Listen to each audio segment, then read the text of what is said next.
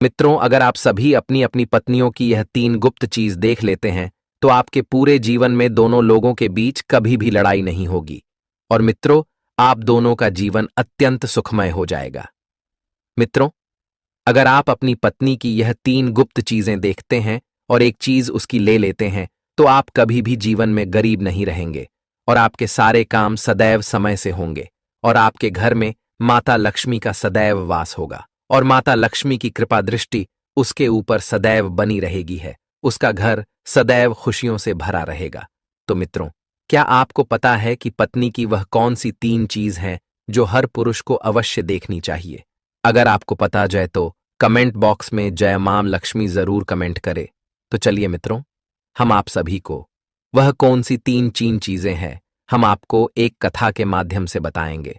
तो मित्रों, आप सभी से निवेदन है कि आप लोग इस कथा को शुरू से लेकर अंत तक अवश्य सुने ताकि आपको पूरा ज्ञान मिल सके, क्योंकि आधा अधूरा ज्ञान विष के समान होता है। आधे अधूरे ज्ञान से कभी भी सफलता नहीं मिलती है। और मित्रों, मेरी आप सभी से आग्रह है कि आप सभी लोग हमारे YouTube चैनल को सब्सक्राइब करके बेल आइकन को ऑल पर सेलेक्ट करें और कमेंट बॉक्स में अपना अपना नाम जरूर कमेंट करें। तो चलिए मित्रों, आपका ज्यादा समय नष्ट ना करते हुए कथा को सुनाना प्रारंभ करते हैं। मित्रों, एक बार भगवान शिव जी और माता पार्वती जी कैलाश पर्वत पर विराजमान थे। तभी अचानक से उनके पास अंतरिक्ष मार्ग से होते हुए देवर्षि नारद जी पधारते हैं और भगवान शिव जी और माता लक्ष्मी जी को प्रणाम करते हैं और तब भगवान शिव जी उन्हें देखते हैं। तो देवर्षि नारद अपने मन में कुछ सोच रहे थे। भगवान शिव जी देवर्षि नारद जी को यूं चिंतित देखकर भगवान शिव जी देवर्षि नारद से कहते हैं, हे देवर्षि नारद, लगता है कि आप आज किसी प्रश्न को लेकर चिंतित लग रहे हैं। आप किस बात को लेकर इतना चिंतित है? आप निश्चिंत होकर मुझसे कहिए, हम आपको आपके सभी प्रश्नों के उत्तर अवश्य देंगे। भगवान शिव जी की बात सुनकर देवर्षि नारद उनसे कहते हैं कि हे प्रभु, आज मेरे मन में एक विचित्र प्रश्न उठ रहा है और मेरा वह प्रश्न यह है कि स्त्री की वह कौन सी तीन चीजें हैं जिन्हें प्रत्येक पुरुषों को अपनी पत्नी की अवश्य देखना चाहिए और जिसे देखने वाला व्यक्ति कभी भी गरीब नहीं रहता है। तब भगवान शिव जी देवर्षि नारद जी से कहते हैं, हे नारद, आपका यह प्रश्न सच में अत्यंत विचित्र है, किंतु समस्त मनुष्यों के लिए उपयोगी भी है और आज आपने इस प्रश्न को पूछकर पूरी मानव जाति का उद्धार कर दिया है। लेकिन मैं आपको आपके इस प्रश्न का उत्तर देने से पहले आपको मैं एक अत्यंत महत्वपूर्ण कथा सुनाना चाहता हूं, जिसको आपको शुरू से लेकर अंत तक पूरा अवश्य सुनना होगा, क्योंकि आधा अधूरा ज्ञान प्रत्येक मनुष्य के लिए बहुत ही हानिकारक होता है। फिर देवर्षि नारद भगवान शिव जी से कहते हैं, हे प्रभु, मैं आपको विश्वास दिलाता हूं कि मैं इस कथा को शुरू से लेकर अंत तक पूरा अवश्य सुनूंगा और इस कथा को पूरे ब्रह्मांड में भी विख्यात करूंगा। तो मित्रों, आप भी जानना चाहते हैं कि वह कौन से तीन चीज है जिन्हें हर पुरुष को देखनी चाहिए। तो मित्रों, आप सभी वीडियो को अंत तक जरूर देखें। तो मित्रों, अब भगवान शिव जी देवर्षि नारद जी से कहते हैं, हे देवर्षि नारद, किसी नगर में एक पंडित रहता था। वह बहुत ही गरीब था। उसके घर में खाने पीने का कोई सामान तक नहीं था, यहां तक कि उसे पहनने के लिए कोई वस्त्र भी नहीं थे। वह एक वस्त्र को पहनता था। उसकी पत्नी बहुत ही सुंदर थी और वह अपनी पत्नी से बहुत प्रेम करता था, किंतु उसकी पत्नी को अपनी सुंदरता पर बहुत अहंकार था। अपने इसी अहंकार के कारण वह घर में अपनी ही मनमानी किया करती थी। इसलिए वह पंडित ज्यादा परेशान रहने लगा था, क्योंकि अब उसकी पत्नी उससे बात बात पर लड़ाई झगड़ा करने लगी थी। इस तरह से उसके घर में प्रतिदिन क्लेश होने लगे थे। उसकी पत्नी उसे ताने भी मारने लगी थी। उसकी पत्नी उसे ताने मारते हुए कहती थी कि तुम्हारे पास तो कुछ भी नहीं है, तुम तो कंगाल हो, पता नहीं मैंने तुमसे विवाह कैसे कर लिया। इस घर में ना तो पीने के लिए पानी है, ना तो खाने के लिए भोजन है और ना ही पहनने के लिए कोई वस्त्र है। मैं करूं भी तो क्या करूं, तुम तो अब कोई कार्य भी नहीं करते हो। अपनी पत्नी की ऐसी बातों को सुनकर उस पंडित को बहुत बुरा लगता था, लेकिन उसे समझ में नहीं आ रहा था उसके साथ ऐसा क्यों हो रहा है। इसलिए वह पंडित बहुत ही चिंतित रहने लगा था और अब उसका मन किसी कार्य में भी नहीं लग रहा था। फिर धीरे धीरे वह पहले से भी ज्यादा करीब हो गया, इसलिए उसे अपनी जमीन को भी बेचना पड़ गया। लेकिन अभी भी उसकी गरीबी में कोई सुधार नहीं आ रहा था, जिसके कारण से वह बहुत ही परेशान रहने लगा था। एक दिन की बात है, वह पंडित अपने किसी कार्य से कहीं जा रहे थे। तभी अचानक से उसने देखा कि एक संत महात्मा जी अपनी कुटिया के समीप ध्यान साधना में लीन है। तब वह पंडित अपने मन में कुछ सोचने लगता है कि यह महात्मा जी मुझे कोई दिव्य पुरुष प्रतीत होते हैं, क्यों ना मैं इनके पास चलकर देखूं, शायद यह महात्मा जी मुझे मेरी समस्याओं से छुटकारा दिला दें।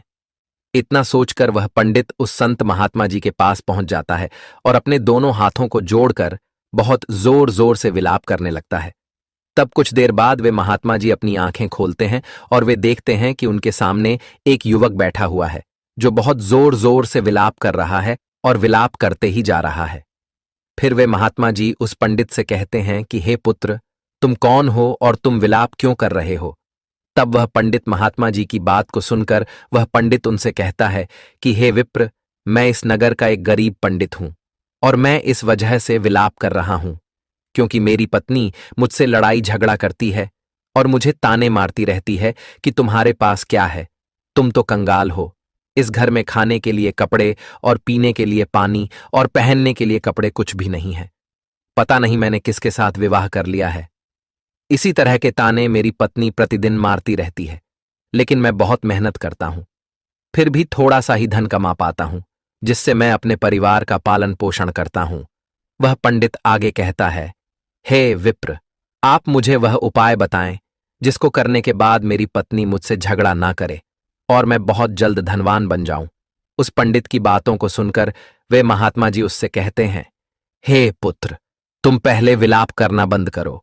मैं तुमको 3 ऐसी चीजें बताने वाला हूं जिसे प्रत्येक पुरुष को अपनी अपनी पत्नियों की अवश्य देखना चाहिए, और अगर कोई भी पुरुष अपनी पत्नी की इन तीनों चीजों को देख लेता है तो उस व्यक्ति को धनवान बनने से विधाता भी नहीं रोक सकता है। उन संत महात्मा जी की बात सुनकर वह पंडित उनसे कहता है कि हे मुनिवर, आप देर न करते हुए उन तीनों चीजों को बता दीजिए जिन्हें प्रत्येक पुरुषों को अपनी अपनी पत्नियों की देखनी चाहिए। मैं उन तीनों चीजों के बारे में जानने के लिए बहुत उत्सुक हो रहा हूं। तब वे संत महात्मा जी उस पंडित से कहते हैं, हे पुत्र, इतनी उत्सुकता ठीक नहीं है। मनुष्य को हमेशा धैर्यवान होना चाहिए। तो चलो, मैं अब तुमको वे तीनों चीजें बता देता हूं जिन्हें प्रत्येक पुरुषों को अपनी पत्नी की उन तीनों चीजों को अवश्य देखना चाहिए। लेकिन मैं तुमको उन तीनों चीजों के बारे में एक महत्वपूर्ण कथा के द्वारा बताने वाला हूं, इसलिए तुमको मुझसे एक वादा करना होगा कि जब मैं इस कथा को सुनाऊंगा तब तक तुम्हें इस कथा को सुनना होगा। उन महात्मा जी की बात सुनकर वह पंडित उनसे कहता है, हे विप्र, मैं आपको विश्वास दिलाता हूं, मैं इस कथा को शुरू से लेकर अंत तक पूरा अवश्य सुनूंगा। वे महात्मा जी उस पंडित से कहते हैं, हे पुत्र, उत्तर प्रदेश राज्य में एक शोभायमान नगरी थी। उस नगर में एक व्यापारी रहता था। वह उस नगर का सबसे बड़ा व्यापारी था। उस व्यापारी और उसकी पत्नी में आपस में बहुत प्रेम था। वे दोनों एक दूसरे से बहुत प्रेम करते थे और उनके घर में कभी भी लड़ाई झगड़ा नहीं होता था। इसीलिए उसके घर में सदैव माता लक्ष्मी जी का वास बना रहता था। उसे अपने व्यापार में कई गुना सफलता प्राप्त होती थी। व्यापारी और उसकी पत्नी के बीच में इतना प्रेम था कि उसके आस पड़ोस के लोग उनके इस प्रेम को देखकर ईर्ष्या करने लगे थे, जिसकी वजह से कुछ स्त्रियां तो व्यापारी की पत्नी से बात तक भी नहीं करती थीं। उसकी पत्नी प्रतिदिन संध्या काल के समय एक दीपक अपने घर पर और माता लक्ष्मी के पास जलाकर अपना पूरा घर प्रज्वलित करती थी। लेकिन कुछ स्त्रियां उसे ऐसा भी करने से रोकती थीं और कहती थीं कि तुम प्रतिदिन संध्या काल के समय अपने घर में दीपक क्यों प्रज्वलित करती हो? ऐसा करने से तुम्हें क्या लाभ होगा? तुम ऐसा मत किया करो। किंतु वह किसी की बात सुनकर भी अनसुना कर देती थी और अपनी मनमर्जी किया करती थी। यहां तक वह अपने पति की भी कोई भी बात नहीं मानती थी। वह अपने अनुसार घर को चलाती थी और वह व्यापारी भी अपनी पत्नी को किसी भी कार्य को करने से मना नहीं करता था, क्योंकि वह व्यापारी बहुत बुद्धिमान था। वह अच्छी तरह से जानता था कि वह अपनी पत्नी को किसी भी कार्य को करने से मना करेगा तो निश्चित है कि उन दोनों में लड़ाई झगड़ा होगा, जिसकी वजह से उसका ध्यान अच्छी तरह से व्यापार में नहीं लग पाएगा और व्यापार में हानि होने लगेगी। साथ ही साथ वह व्यापारी अपनी पत्नी को छोड़ना भी नहीं चाहता था, क्योंकि वह अपनी पत्नी से बहुत प्रेम करता था। लेकिन उसकी पत्नी उससे ज्यादा प्रेम नहीं करती थी, बल्कि उस व्यापारी के सामने दिखावा मात्र का प्रेम जताती थी और अपने पति से नाराज भी हो जाती थी। किंतु किसी तरह से वह व्यापारी अपनी पत्नी को मना लेता था। इसी तरह से दिन गुजर रहे थे और वह व्यापारी अपनी पत्नी के साथ सुखपूर्वक से जीवन व्यतीत कर रहा था। फिर धीरे धीरे यह बात पूरे नगर में फैल गई और अब उस नगर के सभी लोग उस व्यापारी और उसकी पत्नी के इस प्रेम का उदाहरण देने लगे थे। फिर जब यह बात उस नगर के राजा को पता चली कि व्यापारी और उसकी पत्नी एक दूसरे से बहुत प्रेम करते हैं, तब उसने अपने सैनिकों को बुलाया और उनसे कहा कि जाओ, उस व्यापारी और उसकी पत्नी को बड़े आदर सत्कार के साथ राजमहल में ले आओ। हम उनका सम्मान करना चाहते हैं, लेकिन तुम उन्हें कुछ भी मत बताना। राजा की आज्ञा पाकर उसके वे सैनिक उस व्यापारी के घर जाते हैं और उसके घर का दरवाजा खटखटाने लगते हैं। फिर कुछ देर बाद वह व्यापारी अपने घर का दरवाजा खोलता है तो वह देखता है कि उसके सामने राजा के सैनिक खड़े हुए हैं। तब वह व्यापारी उन सैनिकों से कहता है कि आप लोग आज मेरे घर क्यों आए हैं? फिर वे सैनिक कहते हैं कि चलिए, आपको राजा साहब ने अपने राजमहल में बुलाया है। फिर राजा के वे सैनिक उन दोनों को अपने साथ राजमहल ले आते हैं। राजमहल में पहुंचकर राजा उस व्यापारी और उसकी पत्नी का अच्छी तरह से अतिथि सत्कार करते हैं। उसके बाद उन्हें थोड़ा सा धन दे देते हैं, जिसको पाकर वह व्यापारी और उसकी पत्नी बहुत प्रसन्न हो जाते हैं और प्रसन्नतापूर्वक अपने घर चले जाते हैं। उसके बाद उस नगर का राजा पूरे नगर में यह ऐलान कर देता है कि आज रात को पूरे नगर में सभी लोगों के घरों में व्यापारी और उसकी पत्नी के बीच इतना प्रेम होने के कारण दीप प्रज्वलित किए जाएं, जिससे उस व्यापारी और उसकी पत्नी के बीच के प्रेम की सराहना हो।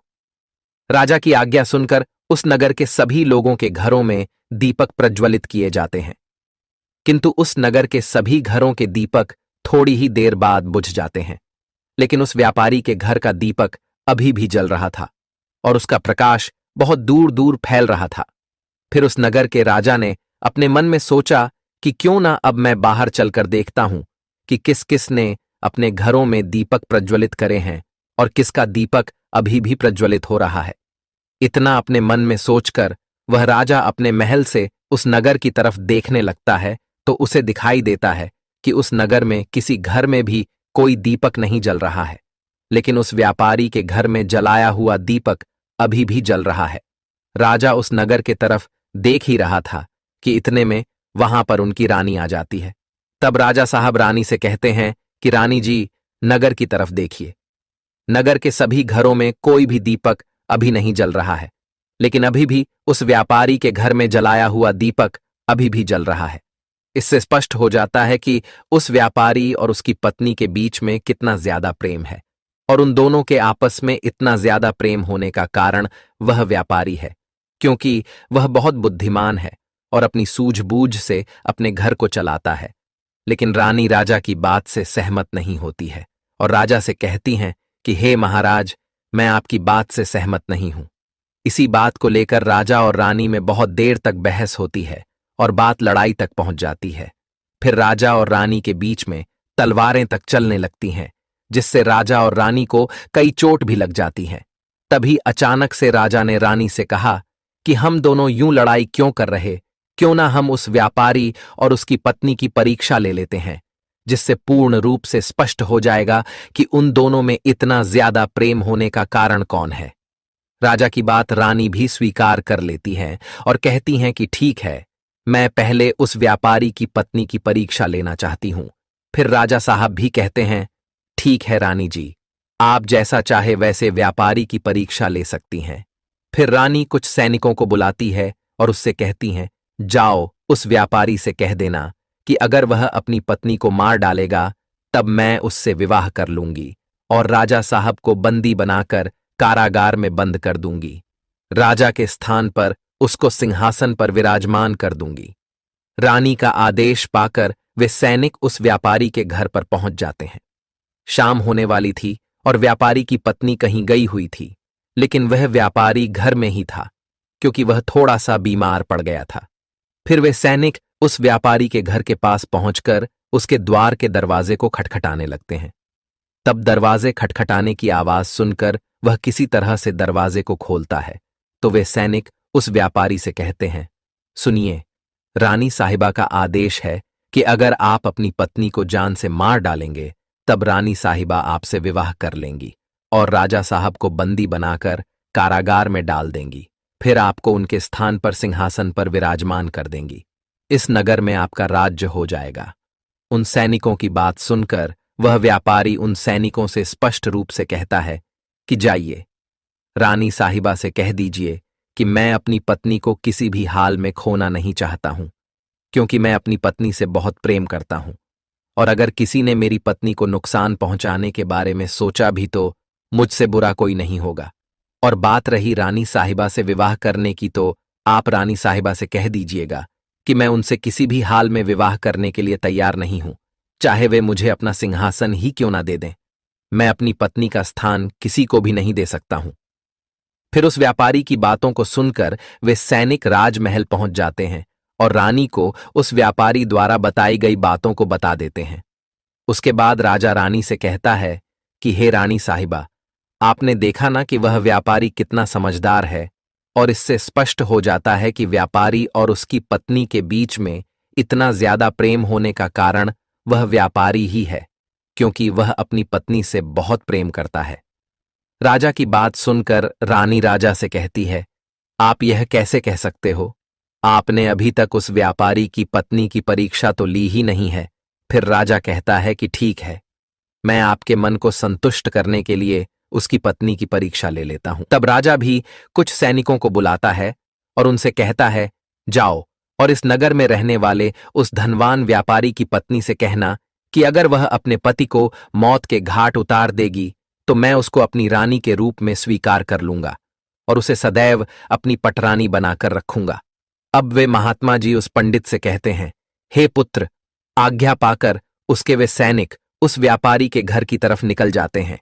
जब वे सैनिक उस व्यापारी के घर जा रहे थे तब वे देखते हैं कि उस व्यापारी की पत्नी पानी लेकर आ रही है, और जब उसकी पत्नी उन सैनिकों के पास पहुंच जाती है तब वे सैनिक उस व्यापारी की पत्नी से कहते हैं कि राजा साहब ने आदेश दिया है कि अगर आप अपने पति को मृत्यु के घाट उतार दोगी तब राजा साहब तुमसे विवाह कर लेंगे और तुम्हें पटरानी बनाकर रखेंगे।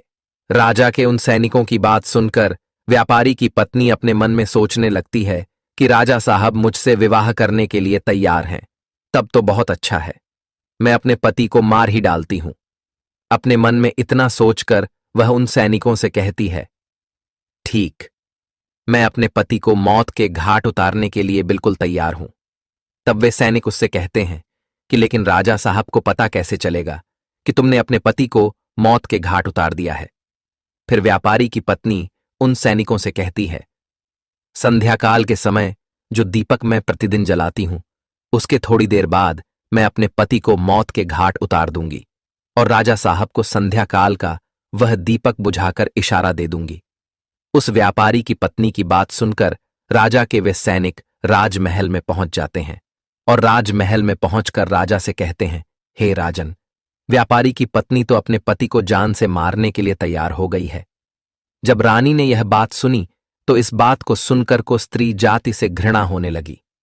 फिर राजा ने रानी से कहा कि यह समय ज्यादा सोचने समझने का नहीं है, हमें उस व्यापारी की जान बचाने के बारे में सोचना चाहिए, क्योंकि उसकी पत्नी बहुत ही निर्दय है। वह निश्चित ही अपने पति को मौत के घाट उतार देगी। आज हमारी वजह से उस व्यापारी के प्राण संकट में हैं। फिर राजा तुरंत उन सैनिकों से कहता है कि जल्दी से जाओ और उस व्यापारी की पत्नी से कह देना कि वह व्यापारी को ना मारे। राजा का आदेश पाकर वे सैनिक दौड़ते हुए व्यापारी के घर पर पहुंच जाते हैं तो वे देखते हैं कि उस व्यापारी की पत्नी ने अपने पति को दिन में ही मौत के घाट उतार दिया है। तब वे सैनिक व्यापारी की पत्नी को डांटते हुए कहते हैं कि तुमने तो हमसे कहा था कि तुम व्यापारी को शाम को मौत के घाट उतारोगी, लेकिन तुमने व्यापारी को दिन में क्यों मार डाला? राजा के उन सैनिकों की बात सुनकर उस व्यापारी की पत्नी उससे कहती है, मुझे तो अपने पति को मारना ही था और मैं इसे बहुत पहले ही मारना चाहती थी, परंतु कोई सही मौका नहीं मिला। इसलिए मैं अपने पति को कभी मार ही नहीं पाई और मैंने सोचा कि दिन में पति को मौत के घाट उतार देती हूं। दीपक शाम होते ही बुझा दूंगी। व्यापारी की पत्नी आगे कहती है, तो सैनिकों, मैंने अपने पति को मौत के घाट उतार दिया है। क्या अब राजा साहब मुझे अपनी रानी बनाएंगे? तब उन सैनिकों ने कहा, यह तो आप चलकर राजा साहब से ही पूछ लीजिए। फिर व्यापारी की पत्नी और वे सैनिक राजमहल पहुंच जाते हैं और वे सैनिक राजा साहब को सारी बात बता देते हैं, जिसे सुनने के बाद राजा साहब बहुत क्रोधित हो जाते हैं और व्यापारी की पत्नी को बंदी बनाकर कारागार में डाल देते हैं। आगे वे महात्मा जी उस पंडित से कहते हैं, हे पुत्र, चलो अब मैं तुम्हें वे तीनों चीजों को बता देता हूं जिसे प्रत्येक पुरुष को अपनी पत्नी की अवश्य देखना चाहिए और जिसे देखने के बाद उसके घर में कभी भी क्लैश नहीं होता है। तो पहली चीज अपनी पत्नी में यह देखनी चाहिए कि पत्नी कहाँ आ रही है, कहाँ जा रही है, किससे मिल रही है और किससे बात कर रही है। जो भी पुरुष अपनी पत्नी की इन चीज को देखता है तो उसके घर में कभी भी क्लैश नहीं होता है और उसका अपनी पत्नी पर नियंत्रण भी होता है। दूसरी चीज प्रत्येक पुरुष को अपनी पत्नी की अवश्य देखना चाहिए, वह है बोलचाल। प्रत्येक पुरुष को अपनी पत्नी की बोलचाल की भाषा देखना चाहिए कि उसकी बोलचाल की भाषा कैसी है और अपने पति की बात मानती है कि नहीं, उसकी इज्जत करती है कि नहीं। इस चीज को भी प्रत्येक पुरुषों को अपनी पत्नी की अवश्य देखना चाहिए। तीसरी चीज, प्रत्येक पुरुष को अपनी पत्नी के चाल चलन अवश्य देखना चाहिए।